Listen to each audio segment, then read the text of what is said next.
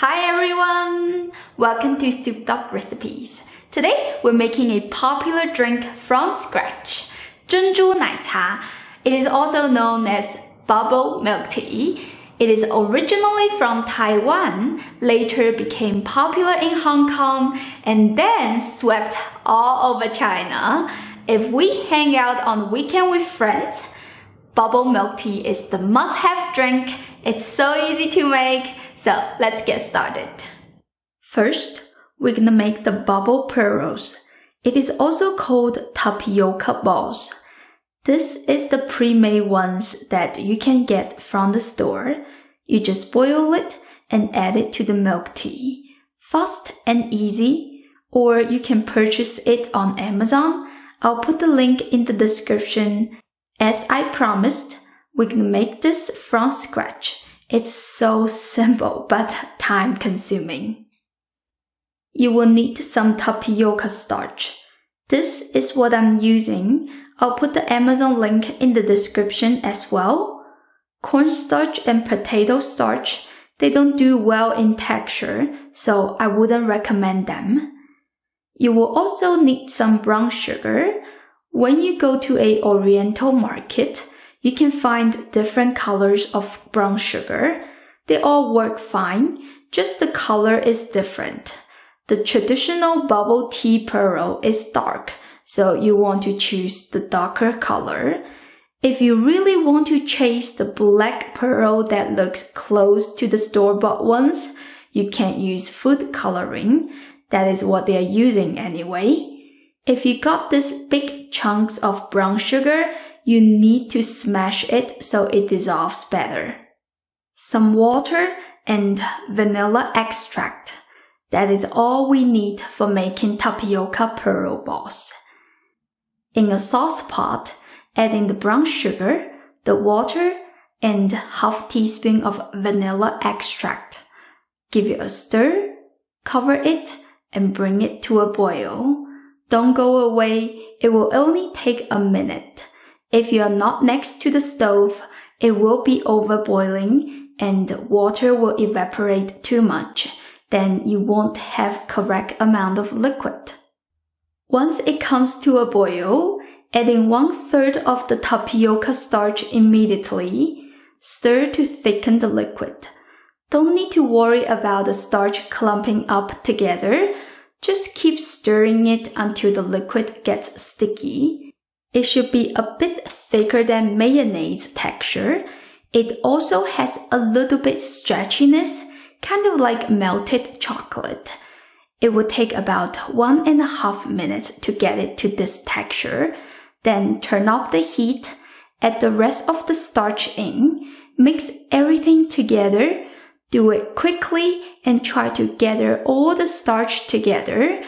Then transfer it to a working surface. Knead it by hand. It should still be pretty hot and your hand might get a little pain because of the heat. But you do want to work fast because if the temperature cools down, the dough will be tough to knead. I know it looks very messy, but trust me, it is very easy to work with. Will take you less than 3 minutes to get it smooth. Roll it into a 1/5 of an inch thick sheet. Slice it into strips and cut it into small little cubes. Get a bowl, dust some tapioca starch in it, so when you collect the pearls, they don't stick together. Then you just shape them into little balls. This is optional. It takes a lot of time to do it, but if you don't mind the shape, you can just leave it the way it is. By the way, you want to measure the pearls with your straw. The size should be 2/3 of it. They will enlarge the size while boiling. If it's too big, it won't be able to go through the straw and it will be harder to cook as well. Also, use plastic wrap to cover the unfinished ones so they don't get dry. It took me 2 hours to finish these little balls. Honestly, if I'm not filming, I will just leave the way it is. Put them in a sieve and shake off all the excess starch.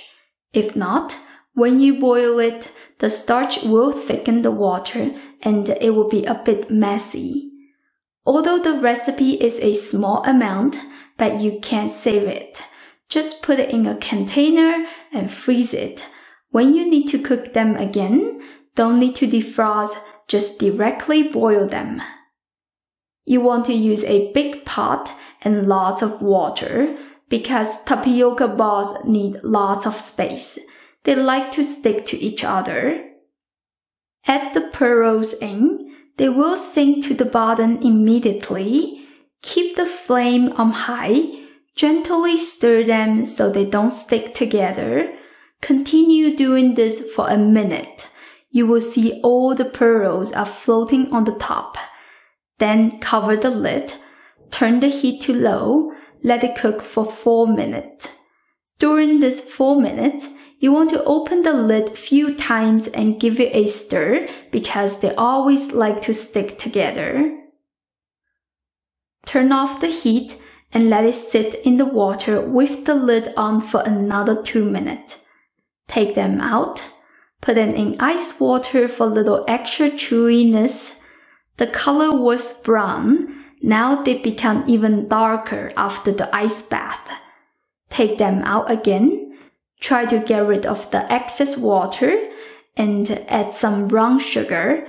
You can also use honey or syrup. It's kind of like lube. Without it, the bubbles will get dry and stick to each other. Now you have your bubble pearls made. It is handmade, so it won't be perfectly round like the store-bought ones. It will only last 2 days in the fridge for the best texture. So better to make it fresh and eat it fresh.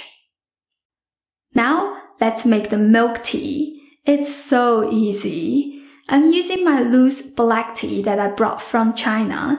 You can also use tea bags. Just follow the instruction to see how many tea bags do you need for 1 liter of liquid, because I'm going to use 1 liter of milk. Adding the tea, give it a stir. Bring this to a slightly simmer, not a full boil. You can see the small bubbles rising up. Then turn off the heat. Let the tea sit in the hot milk for 15 minutes to maximize the tea flavor. 15 minutes later, the milk should change color, and now you can season it with some sugar and bring this to a full boil. Drain out all the tea leaves. A sieve works completely fine. I'm using this sock-looking thing is because it fits this jar. Then you have the milk tea. Now you can put your bubble milk tea together. It can be served hot and cold. Imagine holding a cup of warm bubble milk tea in the winter. That would be so comfortable. I can't wait to enjoy this. Smells really nice. I love that black tea fragrance.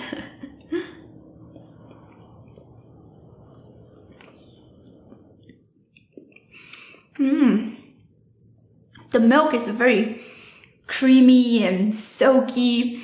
The bubble pearls, they're soft but chewy in the same time. It's really fun to eat it. This will be good for a girlfriend night or just simply enjoy it on a Sunday afternoon. So relaxing. I hope you give this or my other recipes a try soon. If you haven't yet, click my channel name and find out how to make your favorite Chinese food. New videos coming out every Wednesday, and I'll see you next time. Bye!